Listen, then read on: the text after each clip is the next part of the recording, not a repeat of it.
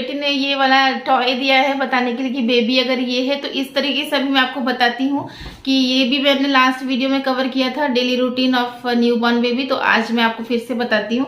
अगर आपको बेबी को इस तरीके से आपने पकड़ा, आपको इस तरीके से फीडिंग नहीं करना है, आपको इस तरीके से फीडिंग स्ट्रेट बैठ के करवाना है, ताकि देखिए आप इस तरीके से अगर आप पिलो लगा देंगे ना तो यहाँ पे बेबी को रखेंगे इस तरीके से, अगर आपको पकड़ के बेबी को फीड कराएंगे तो आपको भी कंफर्टेबल लगेगा। और बेबी को याद रखिएगा आई कांटेक्ट हमेशा इस तरीके से आप फीड करवाइएगा, ताकि बेबी का आई के साथ भी अगर आपका आई कांटेक्ट मिलता है तो फिर बेबी एक बोलते हैं ना एक रिलेशनशिप बिल्ड होता है और बहुत ही अच्छे से बच्चा स्मूथली मतलब मिल्क पी सकता है। अस्सलाम वालेकुम, हेलो एवरीवन। आज मैं आपको बताने वाली हूँ ये टॉपिक जो है बहुत ही इंपॉर्टेंट होने वाला है, क्योंकि मैंने अपने लास्ट वीडियो में बताया था कि कैसे आप बेबी का मसाज कर सकते हैं, न्यूबॉर्न बेबी का।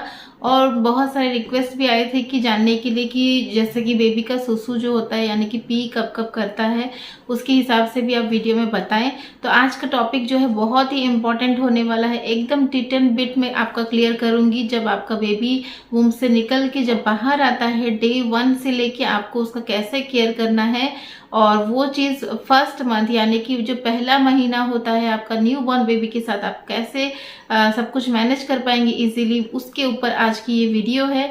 तो होप आपको वीडियो बहुत पसंद आएगा, तो एंड तक ज़रूर बने रहे। तो चलिए without any further delay topic को स्टार्ट करते हैं। तो सबसे पहले हम करते हैं कि जब हमारा बेबी का बर्थ हो जाता है तो फिर आपका क्या आइडल वेट होता है। तो यहाँ पे देखिए आइडल वेट जो बोलेंगे कि जैसे कि अगर आपका बेबी 2.5 केजी से 3.5 या तो 4 केजी तक है तो वो आइडल वेट में आता है, तो फिर आपको घबराने की कोई बात नहीं है।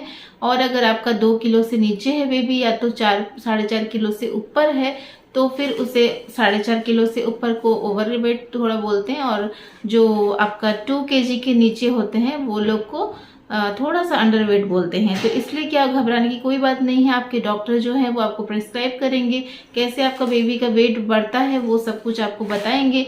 और अगर आपका बेबी का जैसे कि कोई भी तरह का पीलिया बोलते हैं जैसे जॉन्डिस का साइन वगैरह सब कुछ आपको डिलीवरी के बाद ही 3 to 4 डेज जो रहना पड़ता है सीजरियन के टाइम में। अगर आपका सी सेक्शन होता है तो आपको 5 से 6 दिन तक हॉस्पिटल में रहना पड़ता है, और अगर नॉर्मल डिलीवरी है तब भी आपको 2 दिन एटलीस्ट रहना पड़ता है। तो उसी में पता चल जाता है डॉक्टर को कि बच्चे को पीलिया वगैरह है या नहीं, तो उसमें भी थोड़ा सा वेट लॉस होता है। तो यहाँ पे मैं और एक चीज़ आपको बताना चाहती हूँ कि अगर आपका बच्चा का वेट नॉर्मल आइडल है तो फिर जैसे कि सोचिए बर्थ वेट आपका अगर 3.2 केजी है, या तो जैसे कि आयत का 3.2 केजी था मेरी बेटी का, और जैसे ही 1-2 दिन के बाद ना वो वेट थोड़ा सा कम जाता है, तो उसमें भी आपको घबराने वाली कोई बात नहीं, क्योंकि ऐसा होता है कि जब बच्चा पानी में रहता है ना मदर के वूम में, वाटर के वजह से वाटर वेट थोड़ा उसका रहता है, तो इसके हिसाब से वो 200-300 ग्राम कम जाता है, और जो कि 10 से 15 दिनों में वो वेट फिर से बढ़ जाता है। तो फिर कोई घबराने वाली बात नहीं है। तो यहाँ पे आपका बेबी का वेट के हिसाब से मैं आपको बताती हूँ कि आपको मॉनिटर करना है कि हर वीक वाइज आपका बेबी का जो वेट है 175 ग्राम से लेके 200-300 ग्राम तक भी बढ़ना चाहिए। तो इसलिए अब वो चीज़ आप मॉनिटर करेंगे कि आपका जो जब भी पेडियाट्रिक के पास जाएंगे आप मंथली जैसे कि बर्थ का एक वैक्सीन देते हैं, और उसके बाद फिर आपको जब नेक्स्ट मंथ को जाते हैं वैक्सीन देने के लिए तब आपको हमेशा चेक करवाएंगे कि वेट कितना है, और अगर घर में वेइंग मशीन है तो आप उसमें भी करवा सकती हैं। तो फिर यहाँ पे ये रहा आपका बेबी के वेट के हिसाब से मैंने बात किया। और अभी मैं आपको बताती हूँ कि जो वैक्सीन मैंने बताया कि वो वैक्सीन सिर्फ आपको हॉस्पिटल में जब बेबी का बर्थ होता है उसी टाइम में एक यहाँ पे डालते हैं, और उसके बाद फिर आपको अभी 1 महीना तक कोई वैक्सीन नहीं लगता है। उसके बाद वैक्सीन का जो चार्ट देते हैं उसके हिसाब से आप अपना बेबी को वैक्सीन लगा सकते हैं। जैसे कि आप 2 तरह के वैक्सीन प्रीफर कर सकते हैं, जैसे कि आपको गवर्नमेंट में भी आप अपना नाम अगर रजिस्टर करवाती हैं तो फिर आप गवर्नमेंट में जो भी गवर्नमेंट का फ्री वैक्सीन वगैरह है वो भी अच्छा होता है। और मैं रेकमेंड करूँगी कि वैक्सीन ऐसे प्राइवेट में बहुत ज़्यादा कॉस्टली होते हैं, तो आप चाहें तो वैक्सीन गवर्नमेंट वाले गवर्नमेंट से दिलवाएं, और जो कुछ प्राइवेट वाले जो गवर्नमेंट में नहीं मिलते हैं वो आप प्राइवेट से जाके दिलवा सकते हैं। तो ये हो गया वैक्सीन का पार्ट कवर हो गया। और एक चीज़ बात ध्यान देने वाली बात है कि जब आपका बच्चा आप वैक्सीन दिलवाएंगे तो फिर याद रखिएगा अगर ठंड का दिन है तो ज़्यादा एसी तो आप यूज़ नहीं करेंगे, फ़ैन को भी 5 नहीं 4 में रखेंगे, और बच्चे को हमेशा कवर थोड़ा सा करके रखेंगे। और हमेशा याद रखिए उसे स्वेडल टाइप का करके रखिएगा ताकि वो मुंह में भी इस तरीके से रहता है। तो उसी के हिसाब से आप अगर उसे रैप करके रखेंगे तो फिर बच्चा ज्यादा कंफर्टेबल फील करता है। इस तरीके से आपको रखना है और उससे क्या होता है ना, बच्चा का जो नींद भी वो अच्छा प्रॉपर होता है। आगे भी इस टॉपिक में मैं बात करूंगी। अभी बात करते हैं कि बच्चे को कितने घंटा सोना चाहिए, यानी कि उसका स्लीपिंग पैटर्न भी आपको मॉनिटर करना है। जी हाँ, जब बच्चा स्मॉल होता है, छोटा होता है, तो फिर क्या होता है ना, उसका 18 से 22 घंटा यानी कि जी हाँ 18 to 22 आवर्स अगर वो स्लीप ले रहा है तो दैट इज़ वेरी गुड, क्योंकि उतना स्लीप आपके बच्चे को लेना चाहिए। और अगर वो बिल्कुल कम ले रहा है, जैसे कि अगर 14 से 15 घंटा या तो 13 से 12 घंटा ले रहा है, तो उसमें आपको चेक करनी होगी कहीं उसका डायपर गीला तो ज़्यादा नहीं हो गया, या तो आपने अगर नैपकिन पहना है तो आपने नैपकिन कंटिन्यू चेंज करने हैं ताकि उसका हाइजीन भी मेंटेन रहे और उसे ज़्यादा ठंड ना लगती हो। और एक हमेशा पतला सा एक ब्लैंकेट उसके ऊपर आप डाल सकते हैं, हमेशा कवर किया है कि नहीं वो भी आपको चेक करना चाहिए। फीडिंग आपको कैसे कराना है, अगर आपका बेबी आपका मिल्क पी रहा है तो दैट इज वेरी गुड। तो आपको क्या करना है, हर 2 घंटे में बेबी को 15 मिनट्स मैक्सिमम फीडिंग करवाना है। और एक चीज बहुत सारे गलती करती है यहाँ पे महिलाएं, क्या न्यू मॉम जो करती हैं गलतियां, अगर सोचती हैं कि अगर हमारा जैसे कि ब्रेस्ट में दोनों ब्रेस्ट में इसमें 5 मिनट 7 मिनट उसमें 5 मिनट 7 मिनट, इस तरीके से आप फीडिंग मत करवाइए। अगर आपने एक टाइम में 10 से 15 मिनट फीडिंग करवाना है तो आपको वन साइड यानी कि राइट साइड जहाँ पे आपको जो ब्रेस्ट में आपको हैवीनेस ज्यादा होगा वही ब्रेस्ट से आप पिलवाएंगी।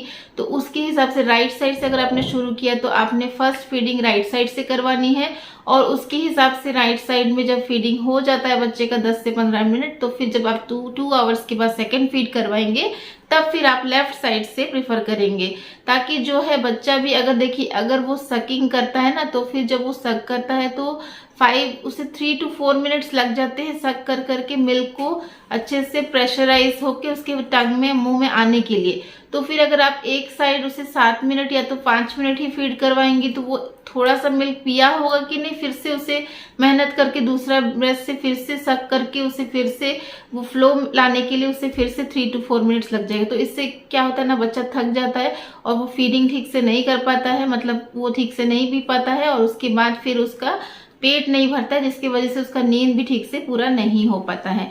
तो याद रखें कि आपको जब भी फीडिंग करवाना आप एक साइड से फीडिंग कराइए, पूरा कंप्लीट एक बार करवाने के बाद फिर दूसरे 2 आवर्स के बाद आपने दूसरे निपल से उसे फीड करवा। मेरी बेटी ने ये वाला टॉय दिया है बताने के लिए कि बेबी अगर ये है तो इस तरीके से अभी मैं आपको बताती हूँ कि ये भी मैंने लास्ट वीडियो में कवर किया था, daily routine of newborn baby. तो आज मैं आपको फिर से बताती हूँ कि आपका जो आपको इस तरीके से फीडिंग नहीं करना है, आपको इस तरीके से फीडिंग स्ट्रेट बैठ के करवाना है, ताकि देखिए आप इस तरीके से अगर आप पिलो लगा देंगे ना तो यहाँ पे बेबी को रखेंगे इस तरीके से, अगर आपको पकड़ के बेबी को फीड कराएंगे तो आपको भी कंफर्टेबल लगेगा। और बेबी को याद रखिएगा आई कांटेक्ट हमेशा इस तरीके से आप फीड करवाइएगा, ताकि बेबी का आई के साथ भी अगर आपका आई कांटेक्ट मिलता है तो फिर बेबी एक बोलते हैं ना एक रिलेशनशिप बिल्ड होता है और बहुत ही अच्छे से बच्चा स्मूथली मतलब मिल्क पी सकता है और बहुत ही कंफर्टेबल फील करता है।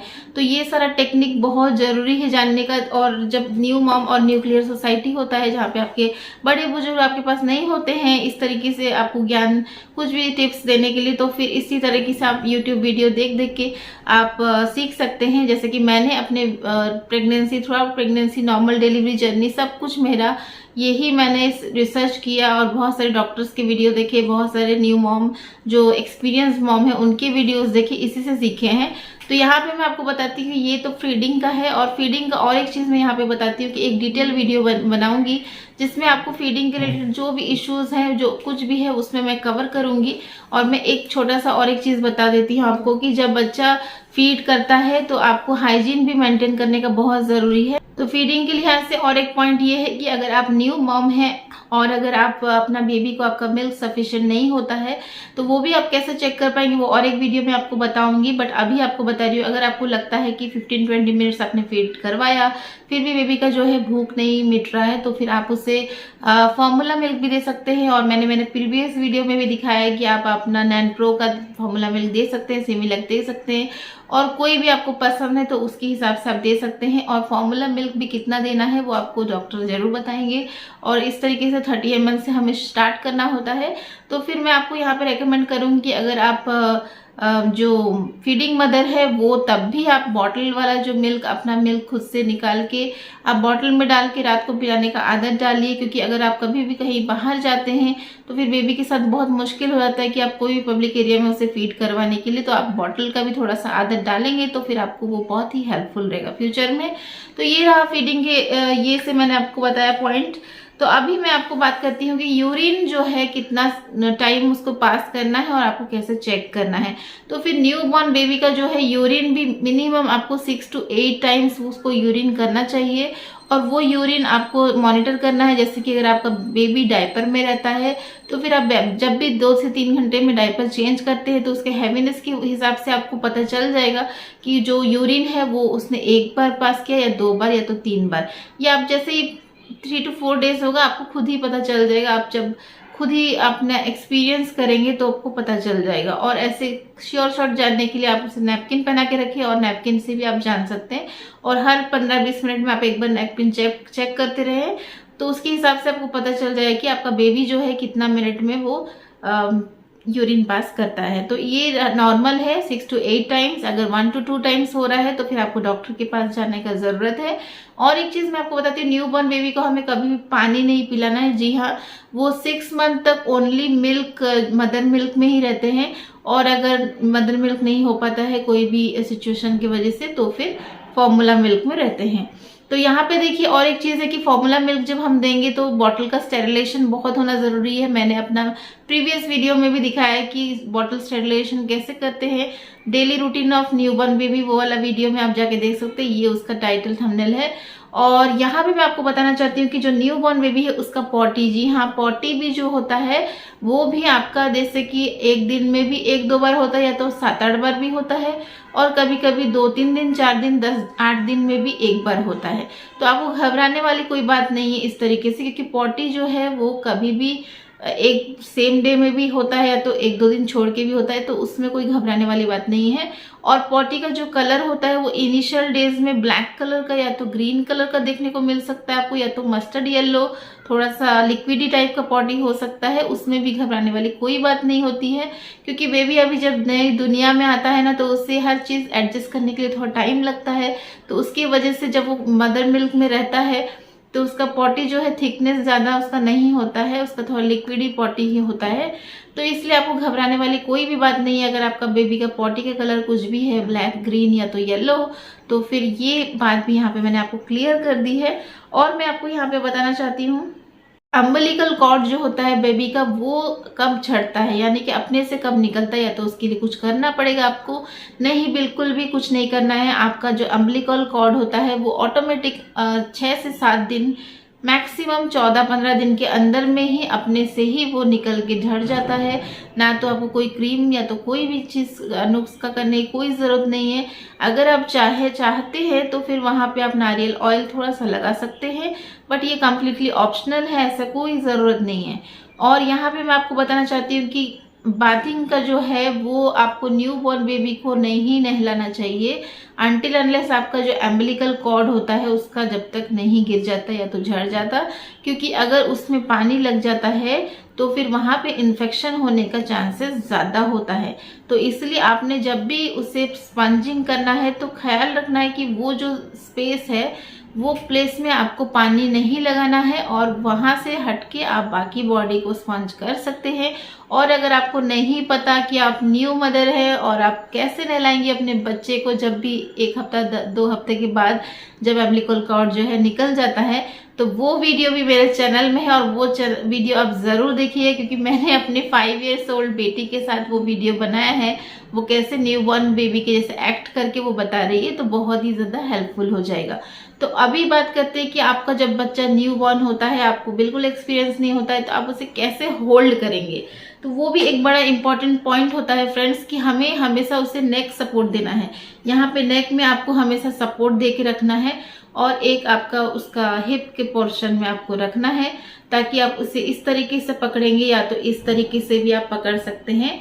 तो इस तरीके से भी आप पकड़ सकते हैं। और यहाँ पे आपको हमेशा याद रखना है कि उसका जो नेक है वो बहुत ही ज़्यादा डेवलपिंग स्टेज में होता है, उसका मसल्स डेवलप होते रहते हैं, वो बिल्कुल अपना सर को खुद से नहीं इधर उधर टर्न कर सकता है ठीक से। तो आपको उसको नेक सपोर्ट दे के ही हमेशा उठाना है, बैठा मतलब हर टाइम में यूज़ करना है उसे जब भी फीड कराते हैं।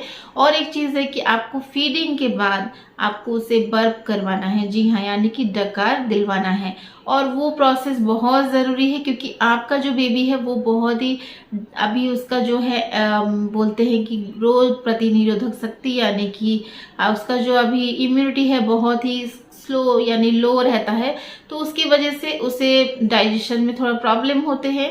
तो वो आपको हर फीड के बाद इस तरीके से बेबी को लेके ऐसे ऐसे रब करना है उसके पीठ पे, बैक में, ताकि उसका जो है डकार वो निकल जाए। और अगर आपने 5 to 10 मिनट्स इस तरीके से करके देख लिया और डकार नहीं आया, तब भी कोई बात नहीं, आप इसी तरीके से 1-2 बार आप कर लीजिएगा। और उसके बाद फिर नहीं भी डकार आएगा तब भी चलेगा। और उसके बाद फिर आप चाहे तो यहाँ पे बिठा के भी इस तरीके से आप उसका फेस में यहाँ पे इस तरीके से इसको रख के पीछे से भी आप उसे बिठा के इस तरीके से आप उसे कर सकते हैं। और आपको जो टमी टाइम है वो आप सबको ही बोलते हैं कि अभी नहीं देना है, 2 महीना 3 महीना के बाद देना है। बट मैं आपको बोलूँगी कि नहीं, आप टमी टाइम दे सकते हो, बट उसमें आपको बहुत ध्यान देने वाली चीज़ ये है कि आपका बेबी जब 1 वीक 2 वीक्स के बाद आप टमी टाइम उसे देना चाहते हो तो उसे हल्का सा टर्न करोगे, तो फिर उसे आप सपोर्ट हल्का सा दोगे उसके ऐसे यहाँ पे, तो आप देखोगे कि वो धीरे धीरे इस तरीके से सर उठाता, इसी तरीके से वो धीरे धीरे सीखेगा अपना सर को संभालना, बैलेंस करना। तो बहुत ज़रूरी है कि अगर आप टमी टाइम देते हैं वो भी जस्ट 5 to 7 सेकेंड के लिए, नॉट मोर देन दैट, तो वो भी आपका इट्स ओके है, मतलब चलेगा। और यहाँ पे मैं आपको और एक चीज़ बताना चाहती हूँ कि जब आपका जो बेबी का होता है सेंसेस, मतलब उसका कौन सा 2 सेंस सबसे ज़्यादा डेवलप करता है इनिशियल स्टेज में, जो क्या है कि सेंस ऑफ स्मेल। जी हाँ, वो मम्मा को जब वो पैदा होता है तो उसके मम्मा को चेस्ट में उसे दिया जाता है इसीलिए ताकि वो स्मेल कर सके अपनी मम्मा का बॉडी का स्मेल, ताकि उसे महसूस होता है कि मैं एक कंफर्ट जोन में हूँ और मैं मेरी मम्मा के पास में ही हूँ। तो इसीलिए वो स्मेल बहुत अच्छे से करता है। तो जब भी आप उसे कुछ बोलते हैं तो उसका आईज जो है इनिशियल स्टेज में थोड़ा सा ब्लर रहता है, उसे black, white and yellow type के कलर्स, रेड टाइप के कलर्स ज़्यादा अट्रैक्ट करते हैं, स्पेशली ब्लैक एंड वाइट। तो आप कोशिश करें कि उसके सामने जब भी आप दूर में कुछ भी हैंगिंग कराते हैं तो ब्लैक, वाइट या तो रेड कलर का इस तरीके का कलर का होना चाहिए। और आप भी जब उसके साथ कुछ भी बात करेंगे तो उसके हाथों को लेके इस तरीके से आप बात करिए, तो उसके पूरे फेस को अपने पास ला के उससे बात कीजिए ताकि वो आपको थोड़ा क्लियरली देख सकेगा। और वो दूर से इतना ठीक से नहीं देख पाता है इनिशियल स्टेज में, और धीरे धीरे उसका सब कुछ ब्रेन डेवलपमेंट वगैरह सब कुछ होता रहता है, तो फिर वो धीरे धीरे सब कुछ नॉर्मल स्टेज में आ जाता है। तो यहाँ पे मैं आपको बोल रही हूँ। और एक सेंस जो है उसका लिसन, जी हाँ, हियरिंग, बहुत अच्छे से वो लोग सुन सकते हैं। तो फिर आप कुछ भी बोल रहे, जैसे कि उसको कुछ बुला रहे हैं तो आप उससे अच्छे से बात कीजिए, उसका कोई भी नाम दे सकते हैं आप, उसका फुल नेम, निकनेम किसी में भी बुला के उससे बात करिए, ताकि फ्यूचर में जब कभी भी आप कुछ भी उससे बोलेंगे तो वो उसमें रिएक्ट करेगा, वो हंसेगा और बहुत ही अच्छे से रिस्पॉन्ड भी करेगा। और ऐसे ही आप उसका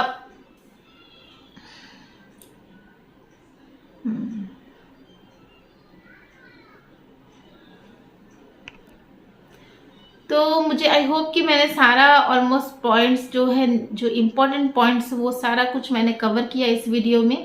अगर कुछ रह गया होगा तो आप कमेंट में पूछ सकते हैं, और अगर आपका कुछ भी वैल्यूएबल सजेशन है तो वो भी आप कमेंट में ज़रूर बताएं, मुझे बहुत ही खुशी महसूस होगी। और मैं एक चीज़ बताना चाहती हूँ कि आगे भी ऐसे ही वीडियो मैं डालने वाली हूँ, तो आप मुझे कमेंट भी कर सकते हैं किस टॉपिक में आपको इंटरेस्ट है। और जो सुसु कितने बार करना चाहिए, कैसे जानोगे, ये एक सब्सक्राइबर ने मुझे पूछा था, तो मैं यहीं पे बताती हूँ कि आप डायपर में भी आप चेक कर सकते हैं, या तो आप नैपकिन से भी चेक करवा सकते हैं। और एक पॉइंट मैं आपको बता देती हूँ फ्रेंड्स कि हाइजीन फैक्टर बहुत ही ज़्यादा ज़रूरी है कि जब आपका बेबी न्यूबॉर्न होता है, क्योंकि देखिए आपका जो अगर आप डायपर पहना रहे हो तो उसे दिन में भी 2 से 3 घंटा उसे खाली खुला रखें, ताकि उसका जो वो प्राइवेट पार्ट एरिया है वो थोड़ा सा ब्रीथ कर सकेगा और उससे थोड़ा सा हवा। और हमेशा डायपर जब भी पहनाएंगे तब आप उससे कोकोनट ऑयल में आराम से वो जगह को थोड़ा सा मसाज कर लीजिएगा, या तो आप बेबी क्रीम लगा सकते हैं। लेकिन कोकोनट ऑयल जो आता है, कोल्ड प्रेस कोकोनट ऑयल आता है आपका, वर्जिन कोकोनट ऑयल, वो आप यूज़ करिए, या तो घर का अगर बनाया हुआ है तो वो बहुत ही बेस्ट रहता है बेबी के। मेरी आयत का कभी भी ऐसा नहीं हुआ, वो हमेशा कोकोनट ऑयल में यूज़ करती थी, उसे ऑलमोस्ट 3 इयर्स मैंने कंटिन्यूस यूज़ किया है और आज भी यूज़ करती हूँ। और मैं यहाँ पे आपको बताना चाहती हूँ कि बेबी मसाज जो है वो आपको इनिशियल डेज में नहीं करना है। आप जैसे हल्का सा ऑयल लेके ऐसे स्किन ऐसे करके हल्का सा लगा सकते हैं, बट प्रॉपर जो मसाज बोलते हैं विथ टेक्निक्स, तो वो आपको एटलीस्ट 40 डेज के बाद ही करना है। तो 40 डेज के बाद ही करना है, 30 टू 40 डेज के बाद। आप उसका जो मसाज का वीडियो वो भी मेरे चैनल में अवेलेबल है, तो वहाँ पे भी आप जाके देख सकते हैं न्यूबॉर्न का बेबी का कैसा मसाज करते हैं। और मैं यहाँ पे आपको बोलना चाहती हूँ, आप डरिए मत, खुश रहिए, यूर मॉम नाउ। और एक माँ बनना बहुत ही ज़्यादा, मैंने बोलते हैं ना, best responsibility of this in this whole earth. क्योंकि हम एक जीवन को जन्म देते हैं और वो जब हम जन्म दे सकते हैं तो फिर उसे संभाल भी सकते हैं। बस हमें थोड़ा सा सपोर्ट का ज़रूरत होता है कि जिनके पास ऑलरेडी एक्सपीरियंस है उनसे हम सुनते हैं, तो हमें थोड़ा सा ज़्यादा हमारा हिम्मत जो है बढ़ जाता है। तो होप आपको वीडियो बहुत पसंद आया होगा। पसंद आया होगा तो do like my video, subscribe my channel. Take care, bye bye, अल्लाह हाफिज़।